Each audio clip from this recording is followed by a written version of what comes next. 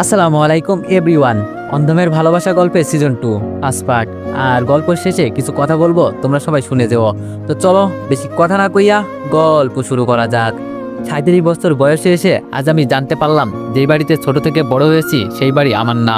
যাদের বাবা মা বলে মেনে এসেছি তারা আসলে আমার রক্তের কেউ না। মাথাটা ভন ভন করে ঘুরছে, পায়ের নিচ থেকে যেন সব মাটি সরে যেতে লাগলো। তাহলে আমি কে?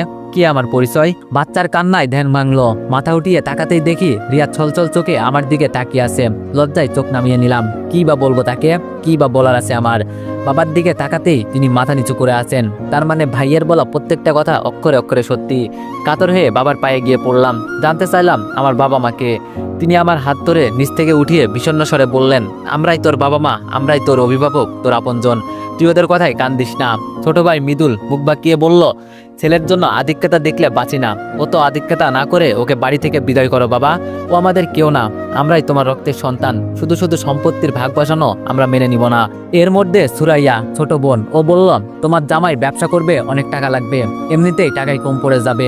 তার উপর এখন তাকে তাকে সম্পত্তির ভাগ দিয়ে বসলে আমরা তার ভাই বোন 1,00,000 পাবো না। আমি অসহায়ের মতো দাঁড়িয়ে রইলাম। আমার এখন কি করা উচিত অনুচিত সেই বোধটুকু যেন হারিয়ে ফেলেছি। বাবা পরম স্নেহে আমার মাথায় হাত বুলিয়ে দিলেন। আমি রিয়া ও মেয়ে স্নেহার দিকে অপলক দৃষ্টিতে তাকিয়ে রইলাম। নিজের কি হবে না হবে সেটা নিয়ে কখনো ভাবিনি, কিন্তু আজ যে আমি একা নয়, আমার অস্তিত্বের সঙ্গে যুক্ত হয়ে আছে বাধার মতোই নিবিড় দুটি প্রাণ। এ বাড়ি থেকে আর থাকা হবে না তা বেশ ভালোই বোঝা যাচ্ছে। অন্তত বউ বাচ্চার মাথা গুজার ঠাঁই করার জন্য হলেও আমায় আমার অস্তিত্বর খোঁজে বের করতে হবে। পুনরায় বাবাকে জিজ্ঞেস করলাম, বলো না বাবা, আমার আসল বাবা মাকে? আমাকে যে আমার অস্তিত্বের খোঁজে বেরিয়ে যেতে হবে। বাবা সেই একই উত্তর দিলেন, আমরাই তোর বাবা মা, তুই আমাদের ছেলে। রুহি রুষা মা দূরে দাঁড়িয়ে আছে। ছুটে গেলাম তাদের কাছে। বাসায় জায়গা না দাও, অন্তত আমার অস্তিত্বের খোঁজ দাও। কারা আমার বাবা মা? কোথায় তারা? আমাকেই বা কোথায় পেলে তোমরা? মা বলে উঠলেন, তোমার বাবা মায়ের খোঁজ কি করে দিব তোমায়? তারা কেউই যার বেঁচে নেই। কথাটা শুনে চোখের পানি আর বাদ মানল না, অধরে ধরতে লাগলো। এত কিছুর পরেও এই একটা আশার আলো দেখেছিলাম, সেটাও এখন নিভে গেল। ভেবেছিলাম সেটাই গেলে আমার বাবা অন্তত আমায় ফেলে দিবে না। হাজার হোক আমি তাদের ছেলে। আবারও জিজ্ঞেস করলাম, আমাকে কোথা থেকে নিয়ে এসেছ? মা উত্তরে বললেন, বিয়ের 8 বছরও যখন আমাদের বাচ্চা হচ্ছিল না, লোকে তখন নানান কথা বলতে লাগলো। সব আমরা সহ্য করে যাচ্ছিলাম। আল্লাহর উপর ভরসা রেখেছিলাম, তিনি আমাদের নিরাশ করবে না। আমরা ডাক্তার দেখাতে যাই। ডাক্তার দেখাতে দেখাতে অনেক রাত হয়ে যায়। অতপর তোমার খোঁজ পেলাম। সেই হসপিটালেই তোমার জন্ম দিতে গিয়ে সেই রাতেই তোমার মা মারা যান। এর কিছুদিন পর জানতে পারি তোমার বাবাও অ্যাক্সিডেন্টে মারা যান। আমি বললাম, তারপর? মা বলল, আর কি বলবো, এরপর থেকেই তোমাকে আমরা আমাদের সন্তানের মতো লালন পালন করতে লাগলাম। আমাদের বিয়ের যখন 12 বছর, তখন আমার কোল আলো করে রুহি এলো। তারপর রুষা, রুই রুষা পিঠাপিঠি, তারপর মৃদুল হলো, এরপর সুরাইয়া। এই তো 5 ছেলে মেয়ে নিয়ে আমাদের ভরা সংসার।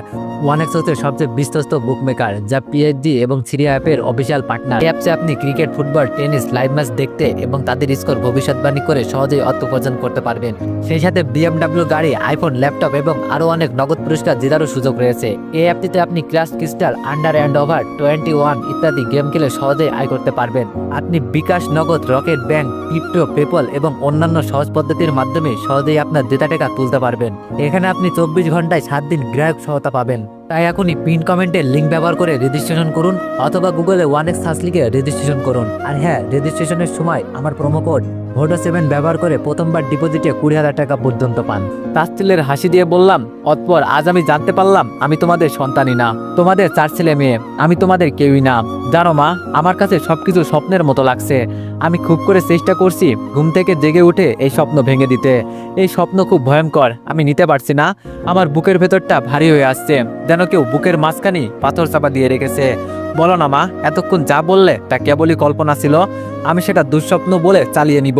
মা বলল, কষ্ট হলেও মেনে নিতে হবে, এটাই সত্য। মায়ের কথাই বুকের ভেতর মোচড় দিয়ে উঠল।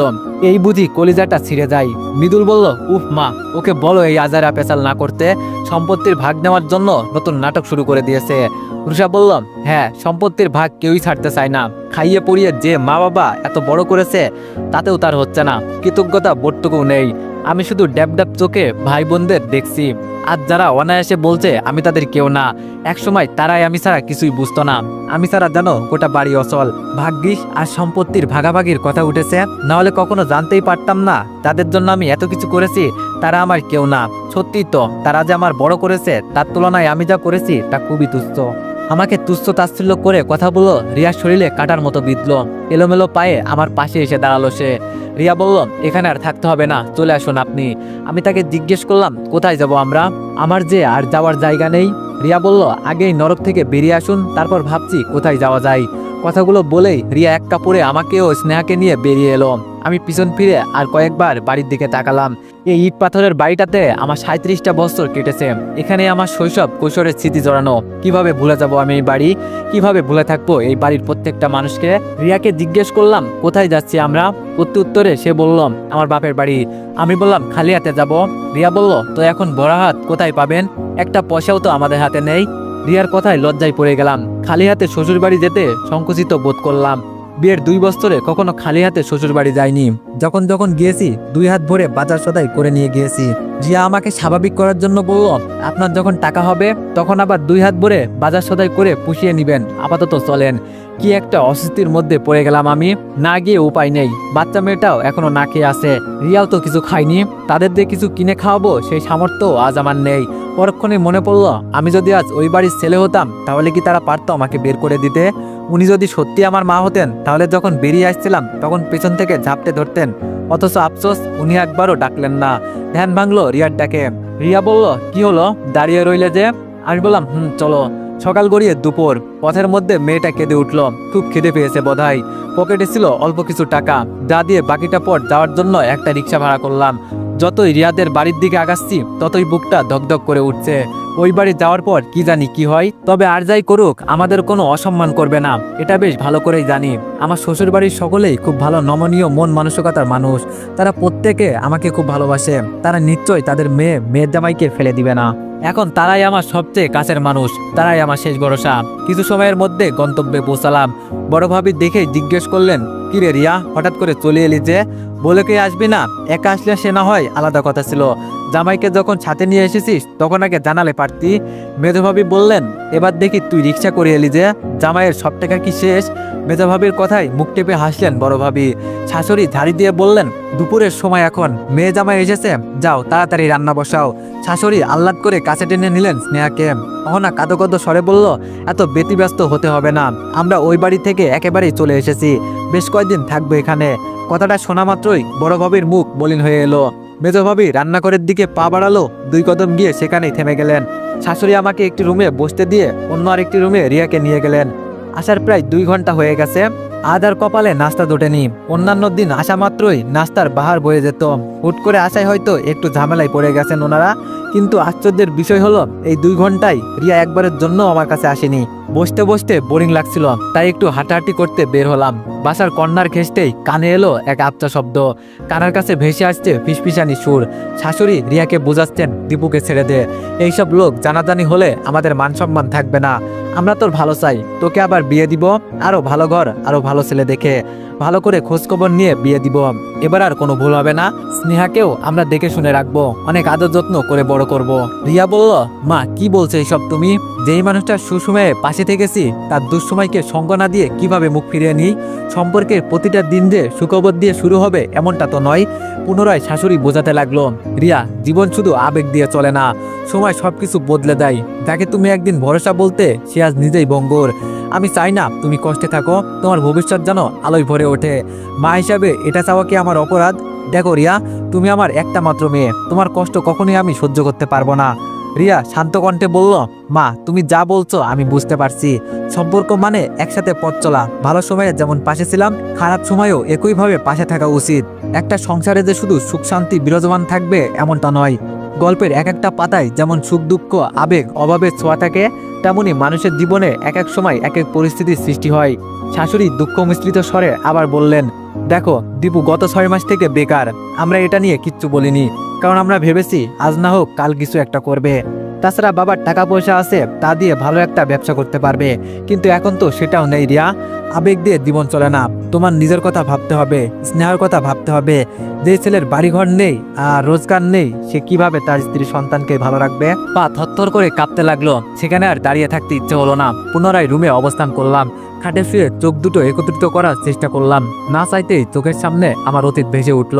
কতই না সোনালি ছিল সেই দিনগুলো। মা বাবা, ছোট ভাই মৃদুল ও ছোট বোন ছুরাইয়া, রুহি রুষা নিয়ে আমাদের ছোট্ট সংসার। বাবা ছিলেন বেসরকারি কর্মকর্তা। অকালেই বাস দুর্ঘটনায় পা হারান তিনি। তারপর থেকেই পুরো সংসারের দায়িত্বটা আমার কাঁধে এসে পড়ে। তারপর থেকে মা আমি বলতে অজ্ঞান, যেন আমি বাড়ির হর্তাকর্তা। মা, ভাই, বোন, বাবা সবারই চোখের মনি ছিলাম আমি। প্রতি শুক্রবারে আমার পছন্দের খাবার রান্না করা হতো বাসায়। এই নিয়ে মৃদুল প্রায় রাগ করত। মা সবসময় ভাইয়াকে বেশি ভালোবাসে। শুধু এটাই না, মাছের বড় পিসটা বেছে বেছে মা আমার পাতেই তুলে দিতেন।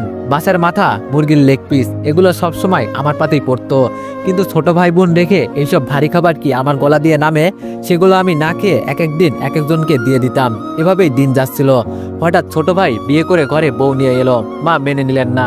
আমি বুঝালাম, বিয়ে যখন করেই নিয়েছে মেনে নাও। ছোট মানুষ ভুল করে ফেলেছে, আমরা বড়রা উচিত ক্ষমা করে দিয়ে সে যাকে নিয়ে ভালো থাকতে চাই তাকে সেভাবেই ভালো থাকতে দেওয়া। পরিবারে যেহেতু আমার কথা প্রাধান্য দেওয়া হতো, তাই আর কেউ আমার কথায় দ্বিমত পোষণ করেনি। বছর দিন গেল, রুহি রুষা বড় হয়েছে, তাদেরও বিয়ে দেওয়া উচিত। পাড়ার লোকে ইনিয়ে বিনিয়ে কটু কথা বলে, সব দাঁতে দাঁত চেপে হজম করতে হয়। রুহির বিয়ের কথা উঠল। ঘটকের সাথে কথা বললাম, যেন ভালো কোনো পাত্রের সন্ধান পেলে জানাই।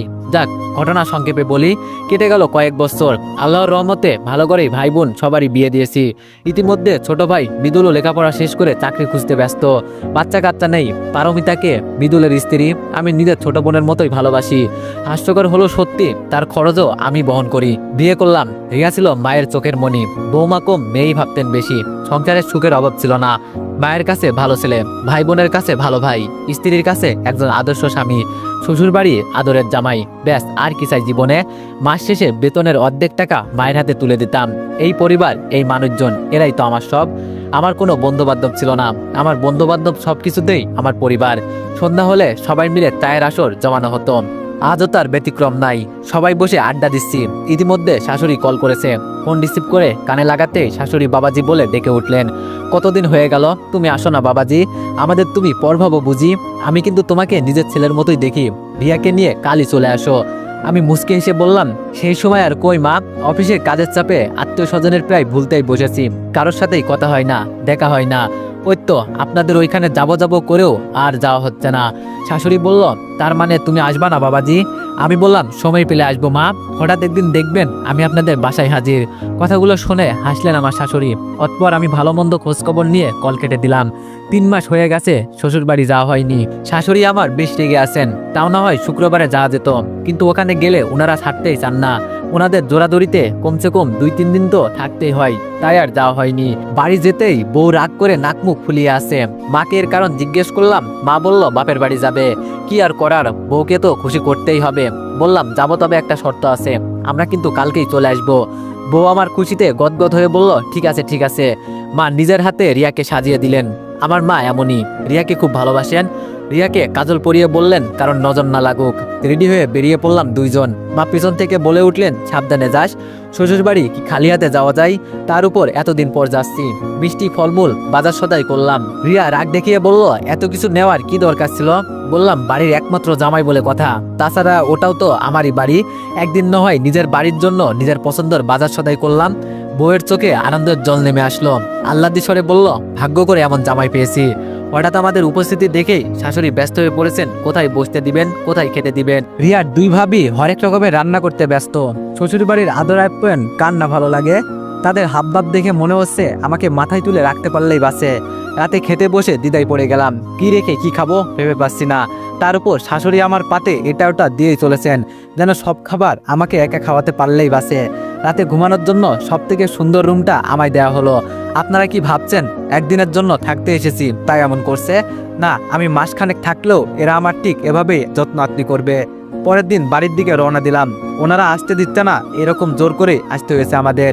বাড়ি আসতেই আরেক ঝামেলা। ফুপু আসছে, আমাকে দেখে কান্নাকাটি জুড়ে দিয়েছে। আমি তাদের বাড়ি যাই না, খোঁজ খবর নিই না। আমি নাকি ভুলেই গেছি আমার যে আরেকটা ফুপু আছে। আমি শুধু শ্বশুর বাড়ি নিয়েই পড়ে থাকি। যাক, পরে ফুপুকে অনেক বুঝালাম যে এবার অফিস থেকে ছুটি পেলে তোমাদের বাসায় 1 সপ্তাহ থাকবো। ফুপু আবার জিজ্ঞেস করলেন, সত্যি তো? আমি বললাম, 3 সত্যি। ফুপু খুশি হয়ে গেলেন। বোন বলল, তার শ্বশুর বাড়ি ও দাওয়াত করেছে। বললাম যাবক্ষণ। ভাই বলে উঠলো তার প্যান্ট চপ পুরনো হয়ে গেছে, এগুলো আর পরার মতো না, তাকে কিছু টাকা দিতে। মা বললেন, পড়ালেখা তো ভালোই করেছিস, চাকরি করছিস না কেন মৃদুল? আর কত বড় ভাই তোকে চালাবে বলতে পারিস? মৃদুল বলল, আমি চাকরি না পেলে কি করব বলো মা, কালও তো একটা ইন্টারভিউ আছে, এখন চাকরি না হলে আমার কি করার? আমি মাকে আর কিছু বলতে দিলাম না। সত্যি তো ভাই আমার চেষ্টা করে যাচ্ছে, এখন চাকরি না হলে তার কি করার? চাকরি তো আর হাতের মোয়া নাই যে চাইলেই পেয়ে যাবে। মৃদুলকে বললাম, রাতে 2000 নিয়ে যাস। রুমে এসে গায়ে এলিয়ে দিলাম, শুয়ে শুয়ে হিসাব করতে লাগলাম। মাস শেষ হওয়ার 10 দিন আছে এখনো, আমার হাতেও আর মাত্র 5000 টাকা আছে। তার মধ্যে ভাইকে 2000 দিয়ে দিলে 3000 অবশিষ্ট থাকবে, তা দিয়ে 10 দিন চলা সম্ভব না। পরক্ষণে ভাবলাম সময় হোক, কারো কাছ থেকে ধার দানা নিয়ে চলা যাবে। পরিবারে এখন আগের তুলনায় মানুষ কম, কিন্তু অভাব যেন লেগেই রয়েছে। সবার চাহিদা আগের থেকে বেড়েছে, সবার সব আবদার আমার কাছে, কারণ আমি বাড়ির বড় ছেলে। বাড়ির বড় ছেলের উপর একটু বেশি দায়িত্ব থাকে। এদের কোনো সকাল্লাদ থাকতে নেই, এদের বেঁচে থাকাটাই শুধুমাত্র পরিবারের জন্য। রাতে শুয়ে শুয়ে স্ত্রী ইনিয়ে বিনিয়ে জামা কিনে দেওয়ার কথা বলল। রিয়া বলল, জানেন আজ ভাবির একটা ড্রেস দেখেছি, খুব সুন্দর, আমার খুব ভালো লেগেছে, আমার খুব ইচ্ছা এরকম একটা ড্রেস পরবো। দামও জিজ্ঞেস করেছি, ভাবি বলল বেশি না, মাত্র 2000 টাকা। আমি চুপ করে রইলাম। রিয়া পুনরায় বলল, কি হলো, কিছু বলছেন না যে? আমি বললাম, পরে কখনো কিনে দেব। মুহূর্তেই রিয়া কান্না মিশ্রিত স্বরে বলল, বিয়ের পর থেকে আপনি কখনো আমার সকাল্লাদের দিকে চোখ তুলে তাকাননি। সবসময় ভাইয়ের কি লাগবে, বোনের কি লাগবে, মা বাবার কি লাগবে, এইসব নিয়েই ব্যস্ত। তারা কিছু বলার আগেই এনে দেন, কিন্তু আমার বেলা সবসময় বলেন পরে পরে পরে। মায়ের আসল ধরা ছিলেন। আর আরেকটা তো আছেই, ভাইয়ের বউ পরিমিতা, ওটা তো ভাইয়ের বউ, আমার তো মনে হয় আপনারই বউ। ছোট ভাইয়ের বউয়ের কি লাগবে না লাগবে সেটা আপনি এনে দিবেন কেন? তার স্বামী নেই? সারাদিন কাজ করে সংসারের ঘানি টেনে রাতে বউয়ের এমন ফ্যাস ফ্যাস ভালো লাগে না। জীবনের প্রতি তিক্ততা চলে এসেছে। সব রাগ ক্ষোভ বউয়ের উপর ঝাড়লাম, তার গালে থাপ্পড় দিয়ে বসলাম। বউ কেঁদে কেঁদে উল্টো পাশে ফিরে শুয়ে পড়ল। আমিও রাগ করে বসে রইলাম, তার রাগ ভাঙানোর চেষ্টাটুকু করলাম না। সকালে ঘুম থেকে উঠতেই মা বললেন, তোর ফুপু চলে যাবে, উনার হাতে 1000 খানিক টাকা দিয়ে বলিস ভাড়া দিয়ে যেতে। বয়স্ক মানুষ, বুঝতেই তো পারছিস, লোকাল বাসে যাবে কি করে? অথচ উনি এসেছেন কিন্তু লোকাল বাস করে, কিন্তু যাওয়ার সময় রিজার্ভে লাগবে। মায়ের কথার উপর আর কোনো কথা বললাম না। রাতে রিয়াকে থাপ্পড় দেওয়া উচিত হয়নি, ভেতরে একটা অপরাধবোধ কাজ করছে। ভেবেছিলাম আজ রিয়াকে তার পছন্দের ড্রেসটা কিনে দিব, কিন্তু ফুপুকে 1000 দিয়ে দিলে হাতে থাকবেই তো 2000-এর মতো। এর মধ্যে গাড়ি ভাড়া, ড্রেস কেনা, তাকে কিছু খাওয়ানোরও খুব ইচ্ছা ছিল। হাতে আছে মাত্র 3000 টাকা, কিন্তু পরিকল্পনা অনেক। রিয়াকে যে কিছু কিনে দিতে ইচ্ছা করে না, ব্যাপারটা এমন না। যখন রাস্তা দিয়ে যাই, মেয়েদের এটা ওটা চোখে পড়ে, রিয়ার জন্য কিনে নিয়ে আসতে ইচ্ছা করে, কিন্তু টাকা দিয়ে কুলিয়ে উঠতে পারি না। মধ্যবিত্ত পরিবারের ছেলেদের সকাল্লাদ থাকতে নেই, মধ্যবিত্ত পরিবারের বড় বউদেরও অনেক মানিয়ে চলতে হয়। বড় ছেলেদের সমস্ত সকাল্লাদ মাটি চাপা দিতে হয়, নিজেকে যন্ত্র মানবে পরিণত করতে হয়। তো এভরিওয়ান, গল্পের শুরুতেই বলছিলাম যে গল্প শেষে কিছু গুরুত্বপূর্ণ কথা বলবো। আসলে তোমরা তো অন্ধমের ভালোবাসা গল্পটি সিজন 1 সবাই দেখছো, তো যারা যারা দেখোনি তোমরা দেখে নিতে পারো। আর সিজন 2টা একটু আলাদা করতে চেয়েছি, এখানে অনেক নতুন নতুন ক্যারেক্টার যোগ হবে, আশা করি তোমাদের অনেক ভালোই লাগবে। তো সবাই ওয়াচ করো, আর একটু বেশি বেশি লাইক অ্যান্ড কমেন্ট করে দিও। ধন্যবাদ।